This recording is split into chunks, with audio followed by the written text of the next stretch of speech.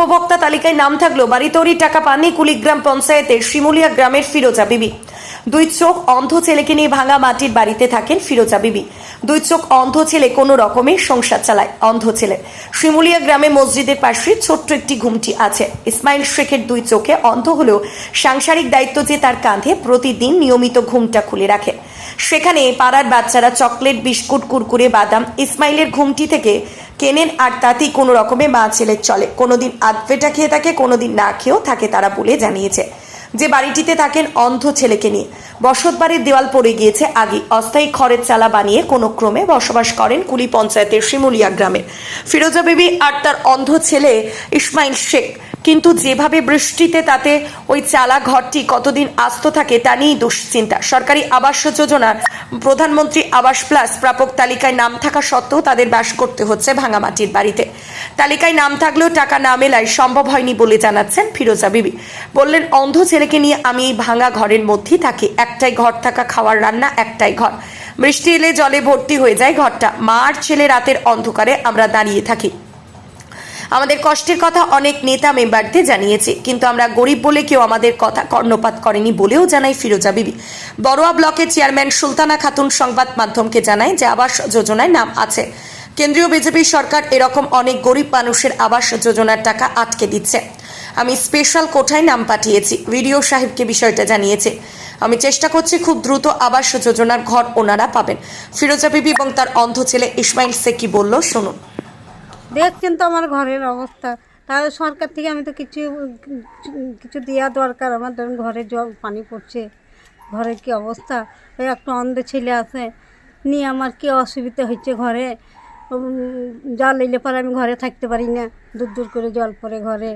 কি করব, সরকার থেকে তো একটু টঙ্কা দিয়ে দিতে হবে। তা দেখেন সরকার থেকে একটু কিছু দেন, আমি কি করে থাকবো এই ঘরে না দিলে। নেতা মেম্বারকে জানিয়েছিলেন বিষয়টা? জানিয়েছি। কি বলেছে তারা? ওসব কোনো গুরুত্ব করে না। আচ্ছা, ইন্দিরাবাসন ঘরে নাম আছে আপনার? আছে তো, নাম আছে। নাম আছে, নাম থাকা সত্ত্বেও পাচ্ছেন না?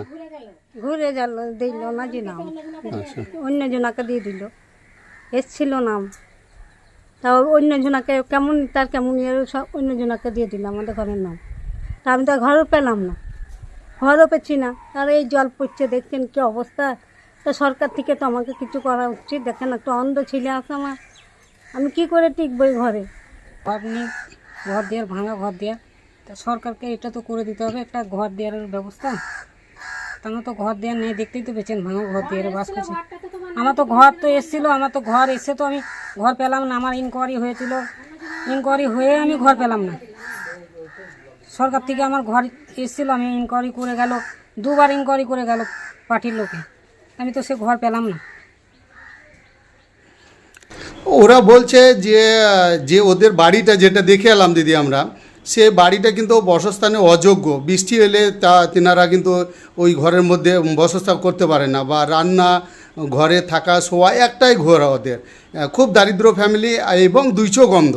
তা ওনাদের যে প্রতিবেশী আছে তিনারাও কিন্তু অভিযোগ করলো যে গ্রামের যেসব মানুষ আছে তাদের দিকে দেওয়ার আগে কিন্তু এদের ঘরটা বেশি দরকার বলে ওই গ্রামের মানুষ মনে করছেন। কি বলবেন আপনি? ধরুন কিছু কিছু জিনিস তো নিয়ম আছে, আমরা কি অনেক জিনিসে নিয়মে বাঁধা থাকে, নিয়মের বাইরে আমরা যেতে পারি না। এবার সেই সূত্রে যদি লিস্টে নাম থাকলে নিশ্চয়ই পাবে, যদি নাইও থাকে নাম, আমরা ব্যক্তিগত দিক থেকে এবং সুপারিশের মাধ্যমে করার চেষ্টা করছি। এবার সব জিনিস তো তাড়াহুড়ো হয় না। আবার কিছুদিন থেকে আপনারা তো জানেন যে ইন্দিরাবাসের ঘর বন্ধ আছে। এবার সেই সূত্রে আমরা কাজটা কিভাবে করতে পারি, এবার কাজটা চালু না হলে তো আমরা করতে পারি না।